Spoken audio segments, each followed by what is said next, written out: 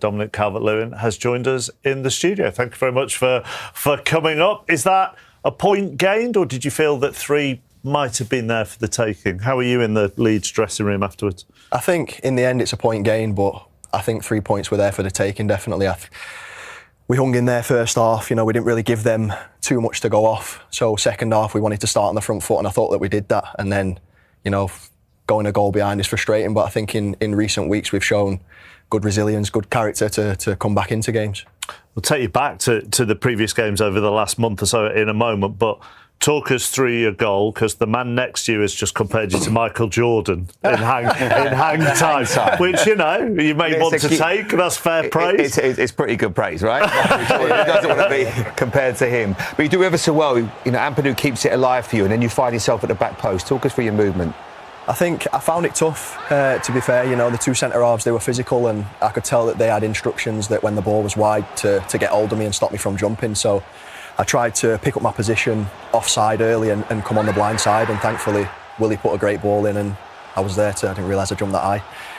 There you go, Air Jordan. But I think when you're in the moment, you're kind of just watching the ball come in, and I suppose my bread and butter, really. Do your eyes light up when that cross comes in? Kind of. I think everything slows down, and you just got to watch the ball and try and time it well and put the ball in the corner. Sometimes they go in, sometimes they don't, and today was a good one. And when you sat down with us, you were saying, now, because how everything is checked, it just increases what? The nerves for you? The doubt for you? I suppose it does. Is it weird? That seed of doubt, yeah. It seems like every goal you score gets checked these days, and I think when you're playing so high on the line and you're playing on the shoulders, it's difficult, and there's always a chance, isn't there, that it could be offside. So today I got the run of play. From that angle, from a cross like that, and when a centre forward goes up like he goes up, there's very little, I'm guessing, you can do as a defender there if he's in between the two of you. Yeah, absolutely. And I think you've been probably looking at Sepp Vandenberg's position as well. You've kind of come on that blind side of Chris Ajer, and yeah, you've got your space there to do what you do best, And when I think about you, I think they're the goals that I think of, in the air and that stuff, having played against you over the years and that stuff. But it's great to see you back amongst the goals and playing well as well, mate. So. I said to Ben, how do you stop that when someone has such a good, good aerial ability? So you try to just battle up against him, you try to stop it, but once you get up early, it is almost impossible for anybody to stop you there. I think when I do pick up a good position and I get blindside of the centre half, it is difficult for centre halves to stop it. So that's why I think we've had enough battles over the years. So he said he's kicked you a few times. Yeah, getting touchside and getting hold of me and trying to stop me from doing that. So one thing I think is when you do pick up as a position, starting offside, it's difficult to defend, isn't it? Because you don't know if to drop and go with me, and then you can come round the front. So it's always a game of cat and mouse, really. But I do back myself if I do get on the shoulder to beat my man in the air. You look like you relish the physical battle out there today, and you have done in recent weeks. So how are you feeling? Feeling good. I think, the performances are speaking for themselves at the moment. Feeling good, feeling healthy. I think this is the fittest I've been in a long time, and I've worked extremely hard to get in this position.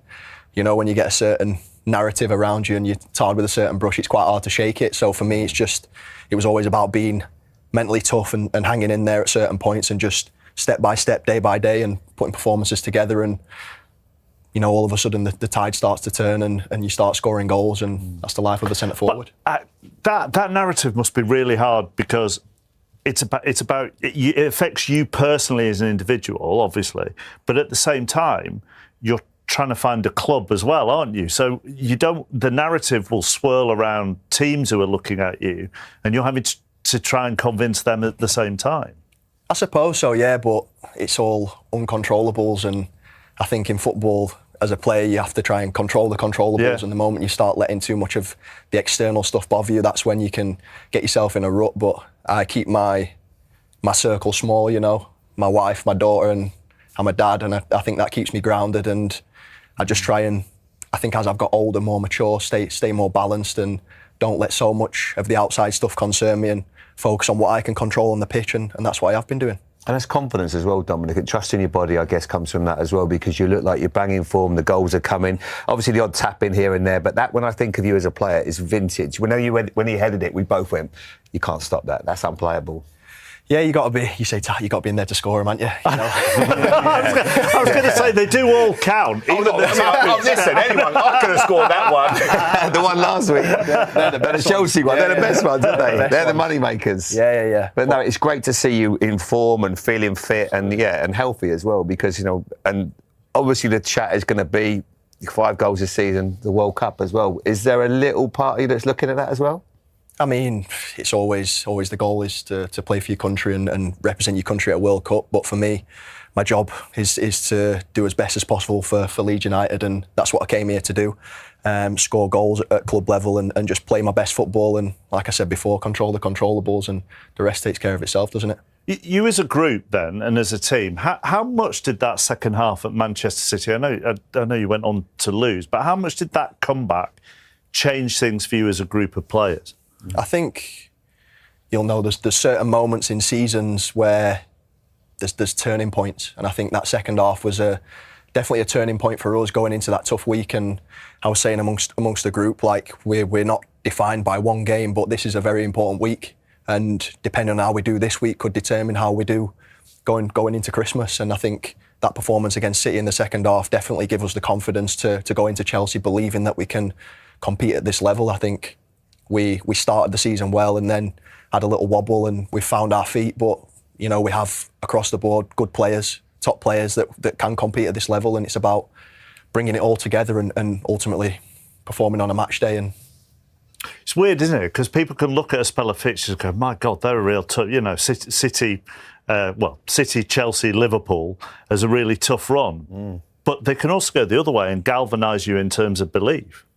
I think that's probably what's happened. And like I said before, I'm a man of balance, and I like to not get too high and not get too low. So, although it was a great week and people are singing our praises, it's important for us that this game today was a bigger game for us, because you've got to go and back it up. And if you can't win, don't lose. And we've come away with a point on the road, which I think we take it on the bus home and look forward to the next one. And Ellen Road as well. I mean, I always remember playing there. It's a fortress. You get the crowd behind you. It's such a tough place for teams to go. Yeah, and you have to use that in your favour. I think me as a new Leeds player, feeling that atmosphere, it's been incredible. The away fans travelling as well. It's an unbelievable fan base, and you definitely feel that as players. And away teams coming to Ellen Road, they're going to find it tough, because we've got us and the fans behind us, and it can be a hostile place to come and play.